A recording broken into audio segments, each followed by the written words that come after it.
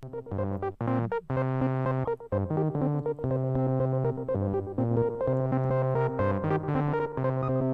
right, now we're going to be talking about what it means to be born again and also what it means to have a policy and understanding of love in life. There's a lot of people in pop culture. I remember when I was in high school, they would have bumper stickers and things which just said like the word love on it. And it's something where a lot of people really have an underdeveloped understanding of what all this means. So we're going to tie this conversation together. This is really our last main serious segment. We're going to do a wrap up here in a little while. But let's talk about what it means to have an understanding of love. Let's start by going back to the earlier question. Is love naturally reciprocated? So if you're kind of understanding of Jesus or Christianity, even just kind of a basic one, you understand that one of Jesus's main topics, his big commandment, was that we love one another. But this is important to articulate. He didn't just say to go out and love in sort of this ambiguous term. He specifically said love one another. And that's a little bit different. And it's not this idea that your love is just this group which excludes people, but it was this idea that you would be reciprocating back love when people loved you, that you would give something back.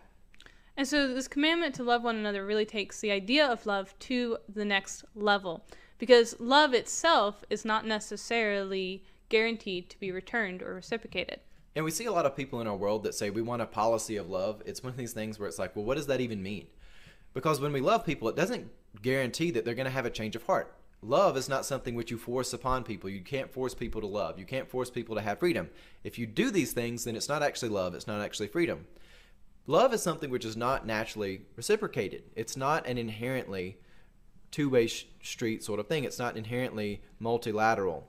There are times when parents love their children, and the children, when they become adults, they may hate their parents. There are children who, as young individuals, they may love their parents, and their parents neglect them. They don't love them. We see this with friends, where we see people who are really compassionate to lend somebody a hand, and the other person is just taking advantage of the other person. Love is not something which is naturally reciprocal. It's something where it takes effort for it to be balanced between the different parties.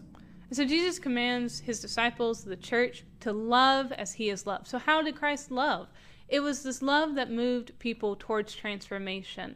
It met people where they were in the middle or at the edge of chaos and said, there's going to be transformation. There's going to be movement out of the chaos. You're not going to be left there. That this opportunity has now been created where you're no longer stuck where you were or how your external factors determined you to be, or you thought determined you to be, but now you can move towards peace. And this is something where it moves towards a place where people can have internal change. This is the idea of a free will, that there can actually be an internal change that matters. If you live in a world where there's only deterministic, the environment is the only thing that matters, and again, operative word there being the only thing that matters. Environments are important, and they definitely play a role. But if you're purely determined by your environment, then your free will doesn't matter. And internal change doesn't matter. But Christ does not suggest this. Instead, he suggests that an internal change does matter, and it's of the utmost importance that people have this internal change. If we are people who maintain free will, how do we battle the deterministic mentality? G.K. Chesterton makes a good argument about why it is so hard to battle. It is hard to battle when people's logic is closed. And the great irony in all this, and Chesterton even suggests all these modern religions, there are a lot of people in our world, there are even wings of Christianity, but there's a lot of places in the secular world where they do have a God. It's just not a divine one. People make government God, people make things in culture God.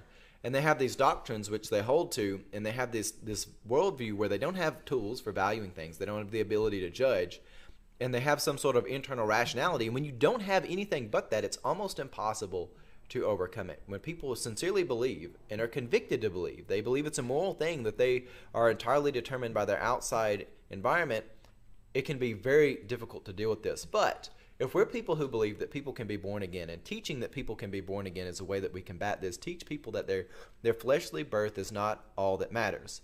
Now, if we look to the New Testament, we see the language of fleshly birth and the idea of spiritual birth. I think this is a place where we've over-categorized and we've over-segmented stuff out, and we've lost its practicality. We sort of developed what it means to be spiritually born, even though we've segmented this off to be something which is different than your actual being.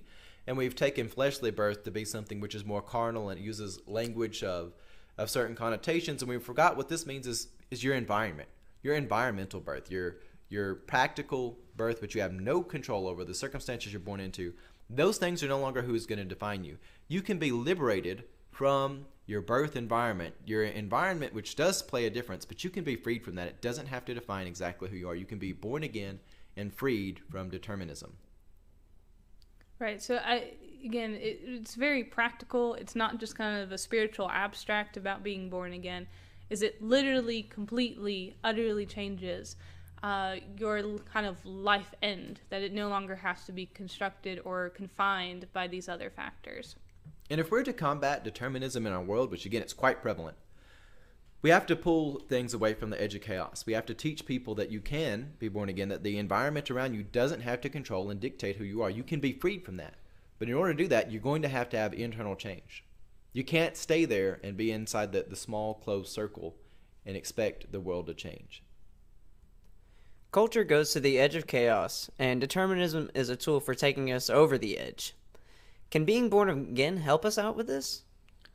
So this is where we come to where we really have to understand again what it means to be born again and what it means when Christ loves us and creates this opportunity for us to be transformed.